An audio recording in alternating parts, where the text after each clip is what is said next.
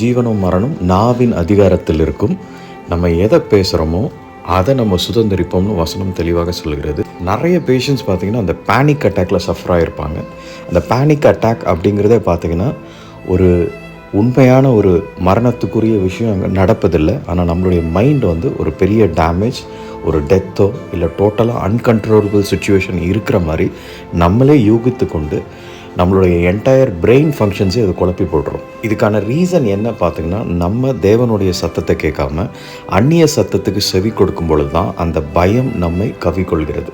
அந்த பயம் வந்த உடனே பார்த்திங்கன்னா ஆட்டோமேட்டிக்காக நம்ம இந்த விசுவாசத்தை விட்டு விலகி அந்த மரணத்துக்கு நேரம் நம்மளை நடக்க வச்சு கம்ப்ளீட்டாக மைண்ட் ஹைஜாக் பண்ணி ஒரு கன்ஃபியூஸ்ட் ஸ்டேட்லேயே போயிட்டு நம்மளே போதும் ஆண்டவரேன்னு டிக்ளேர் பண்ணிவிடுவோம். அதனால தான் ஆண்டவர் அவருடைய வசனத்தில் பயப்படாதேன்னு ரீஇன்ஃபோர்ஸ் பண்ணிகிட்டே இருக்காரு. ஏன்னா அந்த பயத்தை நம்ம நம்ப ஆரம்பிச்சிட்டோம்னா நம்மளே தோற்று போகிறதுக்கான எல்லா வேலையும்